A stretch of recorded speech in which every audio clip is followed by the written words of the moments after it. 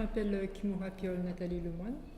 Donc j'ai un projet qui s'appelle 62-61 Montréal, qui est en fait un travail urbain sur la ville de Montréal et en connexion avec mon numéro d'adoption qui est 62-61.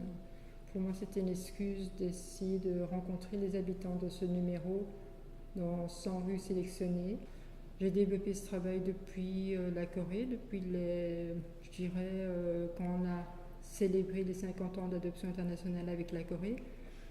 Et j'ai commencé à faire des projets où je me mettais avec mon numéro d'adoption devant l'orphelinat où j'étais pendant plusieurs mois, puis à l'agent d'adoption qui m'a envoyé en Belgique, en Corée du Sud, puis l'agent d'adoption en Belgique, et puis la première maison où j'ai été adoptée, chaque fois avec mon numéro de matricule, on peut dire. Et puis j'ai fait la même chose ici à l'ambassade de Corée avec l'exposition Orientity qui était à la centrale il y a presque 10 ans. Donc je pense que ce travail s'inscrit, c'est un peu l'itinéraire, c'est un peu mon parcours diasporique. Que ce soit négatif ou pas négatif, c'est pas ça le propos. C'est une question de le tourner de façon artistique et qui puisse joindre d'autres personnes sur l'idée d'immigration, d'identité, la question du trafic humain aussi, la question de comment s'en sortir, être survivor.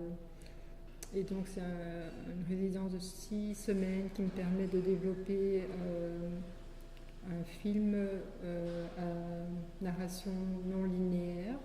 Donc c'est-à-dire que je ne connais pas du tout ce programme, mais donc le fait que j'ai la chance d'avoir cette résidence, je peux apprendre à le connaître, à le maîtriser en gros.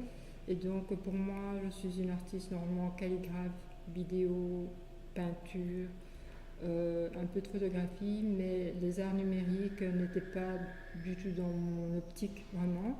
Et je pense que le studio XX m'a permis de envisionner en tout cas un projet qui